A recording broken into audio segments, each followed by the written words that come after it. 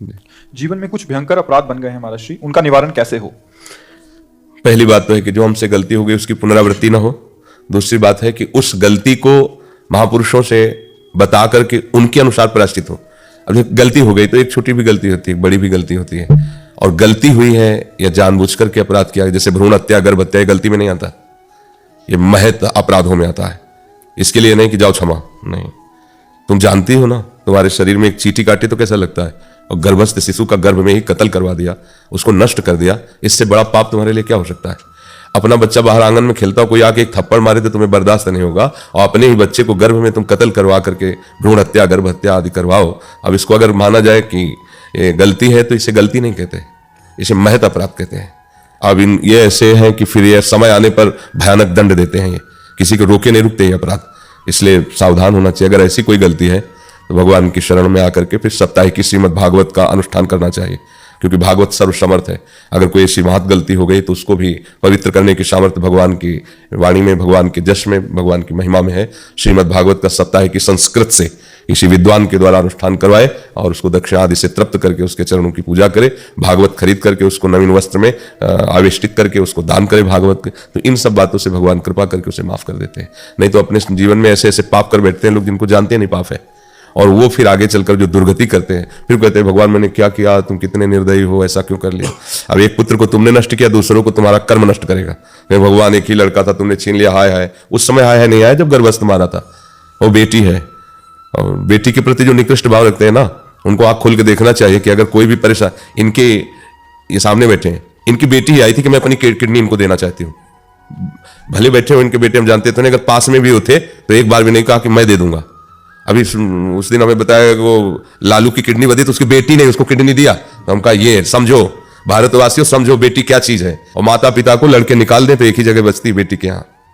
बेटी ही ऐसी उदार होती है हृदय की, और उसी को नष्ट कर। कन्या हटाओ, तुम्हारी बुद्धि भ्रष्ट हो गई है। तुम कहां से पैदा हुई? अगर कन्या ना होती, तुम्हारी माँ कन्या किसी की ना होती, तो तुम कहां से आ जाते? कैसे? ये सृष्टि चक्र बहुत, मतलब ये गलतियां कुछ ऐसी भयानक गलतियां होती। अब जो नौजवान व्यभिचार प्रवृत्ति में अपनी प्रवृत्ति को लगा दिया और ऐसे ही कूड़ा करकट की तरह अपने जीवन को या दूसरों के जीवन को नष्ट करते हैं, तो ये जवानी स्थिर थोड़ी है। आगे भले कोई नहीं जाना, कोई सरकारी दंड नहीं मिला, लेकिन वो कर्म जब हरा भरा होकर अपना रूप लेगा तो तुम्हारे पुरखा भी नरक चले जाएंगे, तुम क्या चीज हो। और इसी जन्म में तुमको मरते मरते अनुभव होगा कि हमने ऐसी गलती की है, ऐसा मरते मरते अनुभव होगा कि हमने ऐसा पाप किया, उसका मुझे दंड मिल रहा है। चिल्लाना पड़ेगा तुम्हें। कर्म ऐसा होता है, वो खुद तुम्हारे पर ऐसा शासन करेगा, तुम चिल्ला के बोलोगे कि हमने पाप कर्म ये किया था भाई, उसी का मुझे दंड मिल रहा है। अभी ब्याज है, दंड तो वहां मिलेगा जाके। एक त्रिभुवन की सरकार है जहाँ यमपुरी उसके लिए, जैसे नहीं वो अपने यहाँ भारत में जेल है, वैसे यहाँ त्रिभुवन की जेल है नर्क। उसमें जो यातना होती है वो फिर उसके लिए कोई उपाय नहीं है। नर्क गति दुर्भर यम द्वारे कटियत नक्शी के, अवश्य में भोक्तव्यम कृतम कर्म शुभाशुभम। सबको डरना चाहिए, मर्यादा है। भगवान ने इसलिए गृहस्थ धर्म बनाया है। बच्ची हो या बच्चा हो, यदि आप उसे प्यार से पालते हैं तो दोनों तुम्हारे को सुख देने के लिए ही है।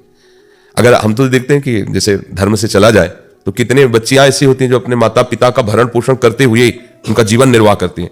पति हो गया, सब हो गया, लेकिन वो पक्ष माता पिता, बूढ़े माता पिता है, वो अपने पास रख लेती हैं, व्यवस्था करती है। और लड़के अमेरिका चले गए, विदेश चले गए बहू के लिए। अब पिता कभी फोन से भी बात किया कि बच्चा हमें बुला लो, बोले आई अमेरिका है, यहाँ इतना खर्चा है, हम आपको कैसे रख सकते हैं, कुछ पैसे डाल देते हैं आप वहीं, या अनाथालय में भर्ती करो। अनाथालय की अवस्था है उनकी दुलार पाने की अवस्था है, कोई उनका प्रिय उनके पास बैठकर उनको से बात करे, उनको दुलार करे। तो ये फिर तो बहुत सावधान। ये जीवन बहुत अमूल्य है और बहुत अच्छे ढंग से जीने के लिए मिला है।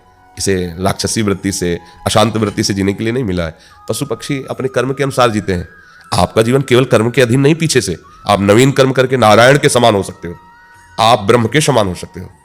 आप जो चाहे, आप भूत बन सकते हो, आप देवता बन सकते हो, आप राक्षस बन सकते हो, जैसा चाहो कर सकते हो।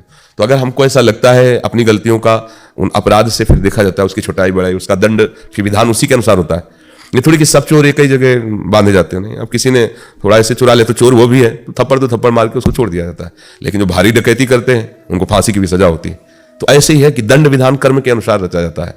तो पहली बात है कि जो हमसे गलती हुई है वो हम पुनरावृत्ति न करें, और फिर उस गलती का माप कि कितनी भयानक है, कैसा है, विद्वानों से पूछकर उनके अनुसार प्रायश्चित कर लेना चाहिए। ये आप लोगों के लिए गृहस्थ है। और अगर वो संसार से विरक्त होकर भगवान मार्ग में चलता है तो किसी प्रायश्चित की जरूरत नहीं। सबसे बड़ा प्रायश्चित हो गया हरिशरणम, आगे बढ़ा। अब कोई उसको भारी दुराचार किया लेकिन अब लो नशानी, अब नान हे हरि हरिशरणम, काम बन गया। हरि सब क्षमा करके उसे, तो इसलिए सावधानी से चलो, भारी अपराधों का इसी जन्म में मार्जन कर लो, स्टॉक ना होने पावे, उनको नष्ट करो और भगवत भजन के बल से ये जीवन प्रभु के चरणों में पहुंच जाए। अगर हमारा अगला जन्म भी हो तो भक्ति संपन्न हो, मनुष्य जन्म मिला इससे नीचे तो न गिरे ना, ऐसा हो कि हम प्रभु का गुणगान गा सके, प्रभु का नाम जप, नहीं तो जन्म ही ना हो, प्रभु की लीला धामों में प्रवेश हो जाए। ऐसा हम संकल्प करें, ऐसा हम चिंतन करें कि अब ये जन्म आखिरी हो, अब हम मुक्त होना चाहते हैं या प्रभु के भक्त होना चाहते हैं।